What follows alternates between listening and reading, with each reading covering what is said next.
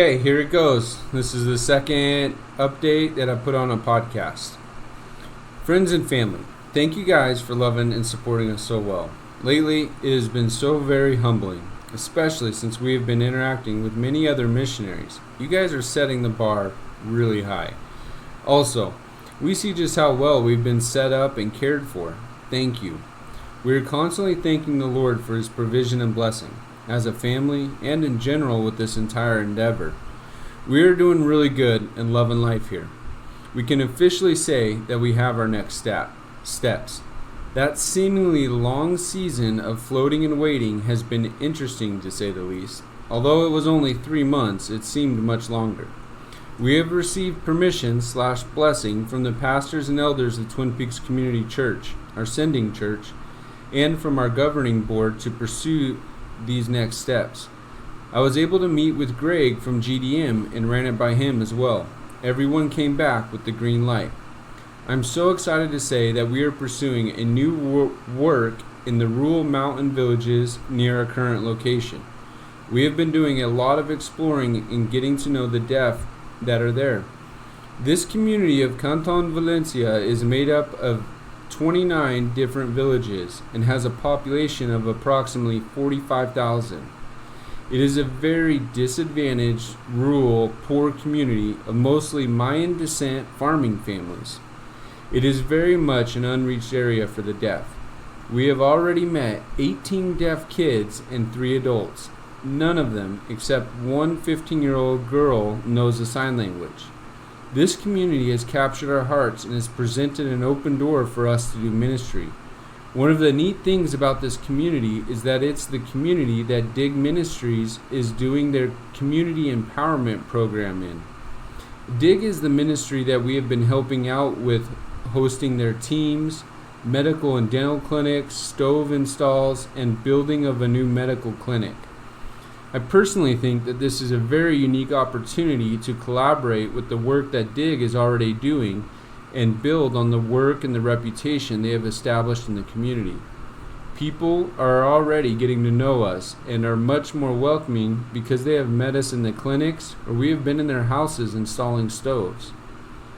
We're not exactly sure how this is going to go, and we are still working on praying through the actual vision from God for this community.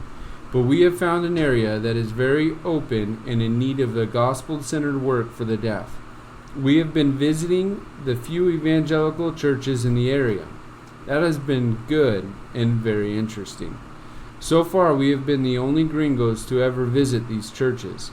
We have been invited into the homes of some of the people to share a meal and fellowship as well. It's a very humbling situation we find ourselves in.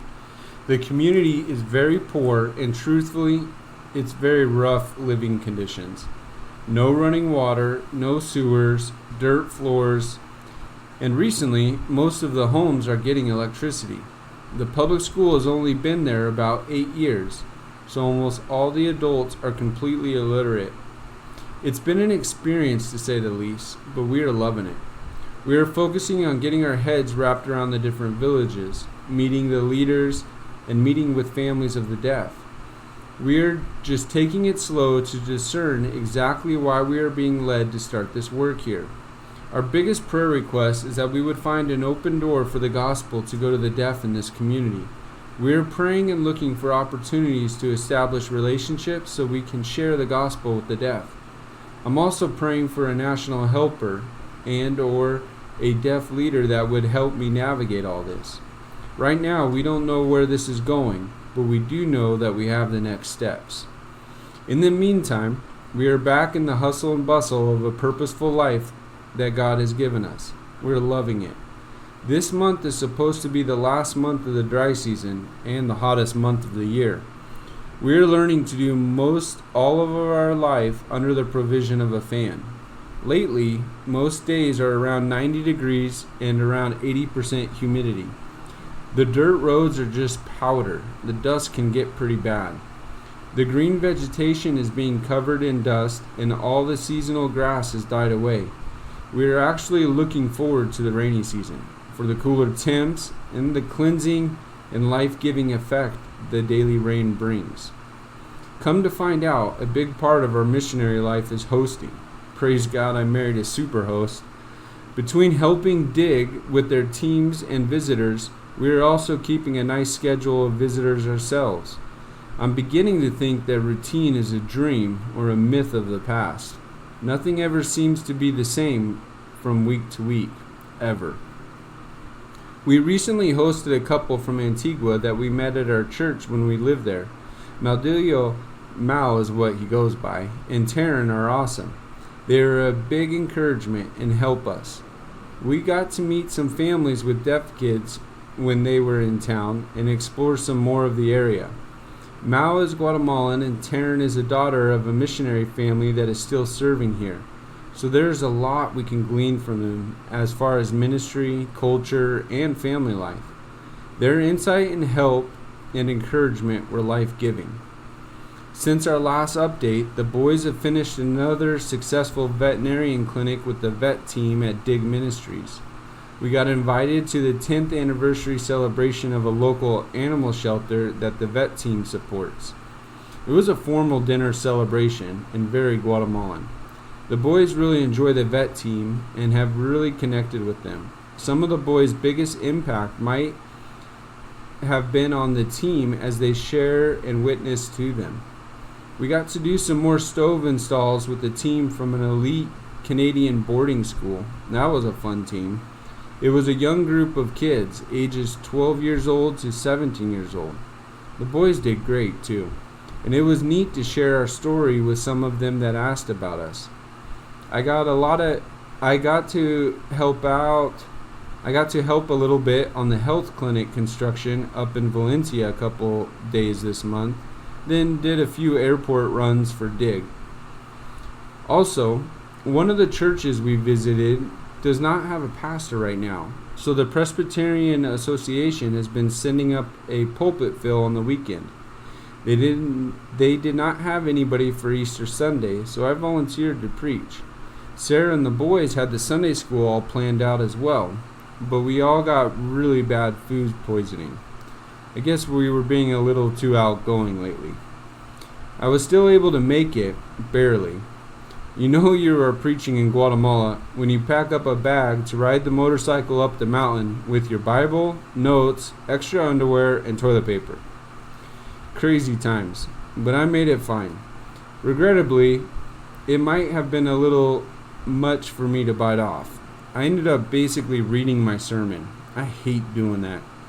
But I just did not have the confidence in my Spanish yet. I can't wait until I improve my Spanish to do this well. Someday I will get it. Anyways, it was good, just not as good as I hoped for. Then the mayor of El Progreso reached out to us through Dig and asked if we would be interested in providing an adult English class. We prayed about it and ran it through the governing board and got the thumbs up. Dig has allowed us to use the Center of Hope, and we are off and running. The first week we had 11 students. Mal was here, so it was fun to work with him on that. This weekend is the second class.